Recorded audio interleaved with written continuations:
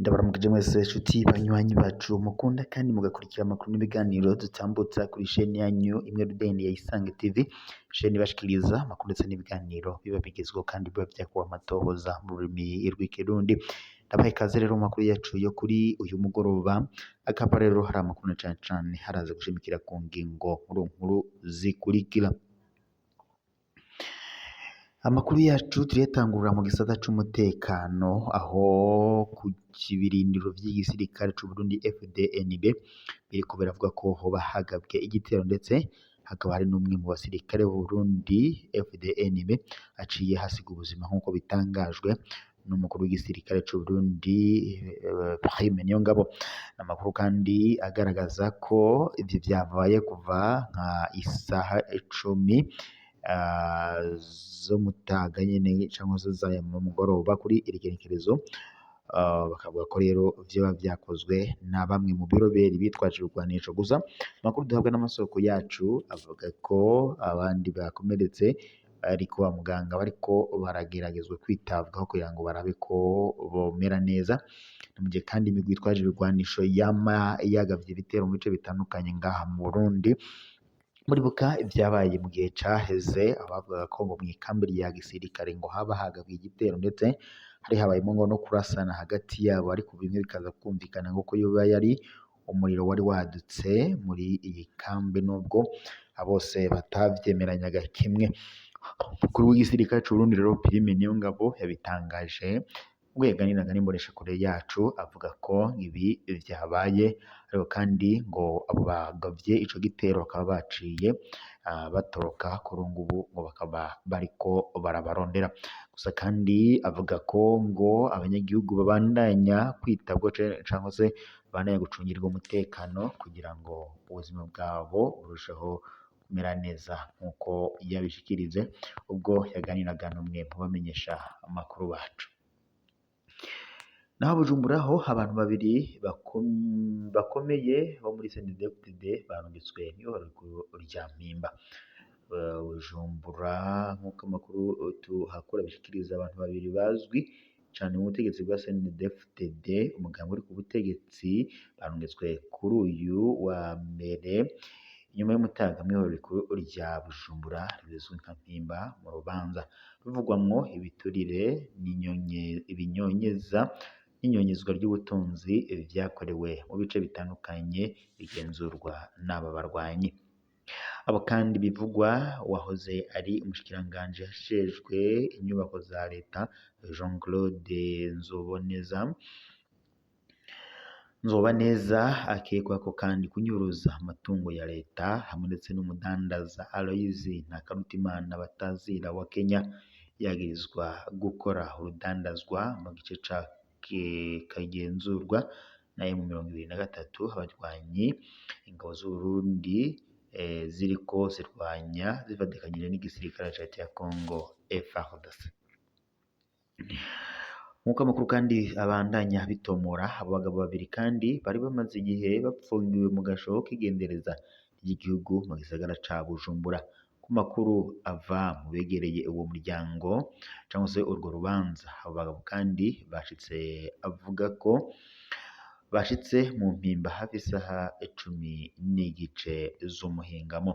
Ifatwa rya Wakenya arongoye ishirahamwe ry'umupira w'amaguru basket mu Burundi FEBABU kuva kw'igenekerezo rya 31 Rusamba mu mwaka wa 2025 ryari rimaze kumenyekana cane, ariko kandi irya nzobere yasubirijwe iturumbuka na Damien Niyonkuru kwa 2023 akaba kandi atarazwi cane mu nzego z'uwahoze ari umuhari w'abarwanyi b'abahutu ari wo wa CNDD-FDD ryari ryagumye mu mpisho igihe kirekire.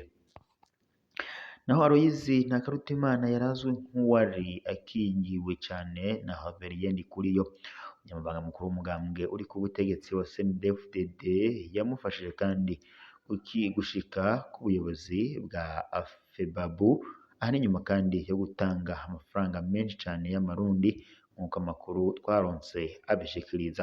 Uwakenya kandi yarazwi cane mu gushigikira ku umugaragaro imigambi ya CNDD-FDD ndetse n'ibikorwa vy'umukuru w'igihugu Evariste Ndayishimiye.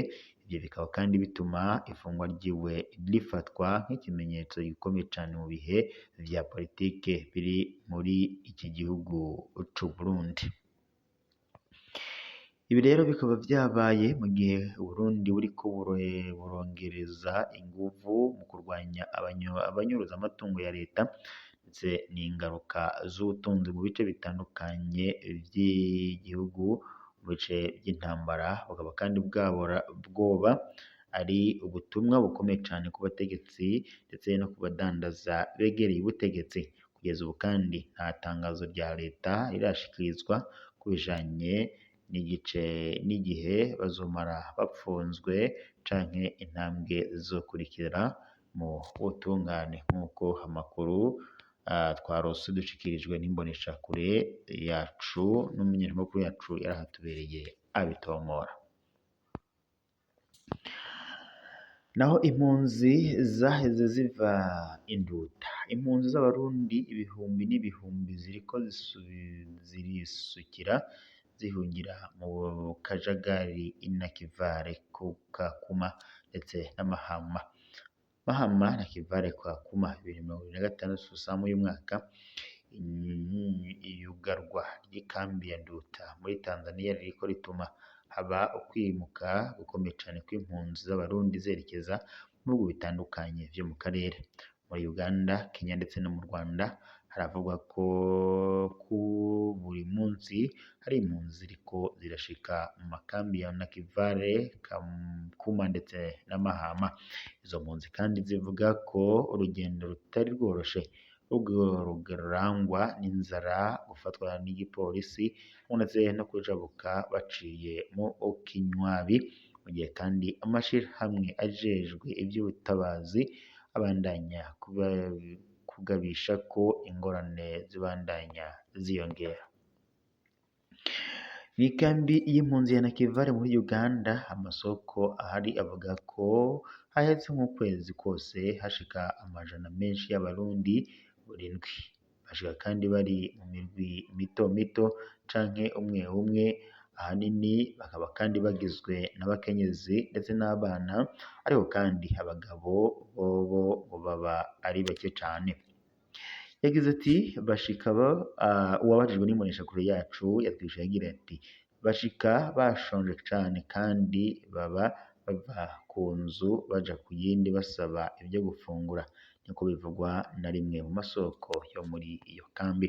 Umwe mu baserukira abarundi baba muri iyo kambi kandi avuga ko hari uruja n'uruza rutumenyerewe rw'impunzi, agasaba intwaro na HCR kugira ico bakoze kugira ngo uno murindi w'abashasha baguma bashika rimwe rimwe batanagira n'imfashanyo baca bahabwa vyihuta. Mw'ikambi ya Kakuma muri Kenya ho amasoko yaho avuga ko impunzi zishasha zandikwa kandi zigahabwa imfashanyo y'ibifungurwa, ariko kandi hari izindi mpunzi zivugwa ko zikiri ku mupaka hagati ya Kenya ndetse na Tanzania. Mw'ikambi ya Mahama mu gihugu kibanyi c'u Rwanda ho abashika bavuga ko ari bake cane kubera isuzuma rikomeye cane ku mbibe. Umuryango umwe uvuga ko waronse ubuhungiro hamwe ndetse n'imfashanyo yihuse, naho urugendo rwawo ngo rwari rugoye kuva induta. Intahe zegeranyijwe zivuga kandi ko urugendo rwari nk'inzira y'umusaraba, bamwe baca mu Kinywabi, abaguma bahagarikwa hamwe ndetse n'abasubizwa inyuma ku nguvu mu Burundi canke muri Tanzania. Umwe mu mpunzi ivuga ko yahagaritswe incuro zibiri n'igipolisi ca Tanzania imbere yuko ishobora gushika muri Uganda. Aha ni nyuma kandi yo kugerageza kenshi, rimwe na rimwe bikoroha kubera igiturire gitangwa ku mbibe. Ibintu vyose twahebeye iyo twahora, ariko kandi no ngaha turi mu bukene budasanzwe, niko yiyaga. nika ariko rigana kubw'intahe kandi nyinshi impunzi z'ibihumbi n'ibihumbi ziracari mu nzira canke zafatiwe muri Tanzania mu gihe kandi hari izindi zivugwa ko zaburiwe irengero zikiri mu rugendo. Hari impunzi zimwe zimwe zagiriza HCR hamwe ndetse n'indongozi za Tanzania kuba aribo ntandaro y'ibyago zirimwo, zigasigura kandi ko ingingo zafashwe n'inyabutatu igizwe na Tanzania, Uburundi ndetse na HCR ku gutahukana izo mpunzi ku bushake. Kuva ikambi ya Nduta yugawe kuwa 30 Ndamukiza uyu mwaka, inyubakwa zayo zose zaciye zishikirizwa ku mugaragaro indongozi za Tanzania. Byongeye kandi ikambi ya Nyarugusu iracarimwo impunzi z'abarundi nayo nyene bitekanyijwe ko izokugarwa bitarenze kuwa 31 Mukakaro uyu mwaka nk'uko vyategekanyijwe. Dufatiye ku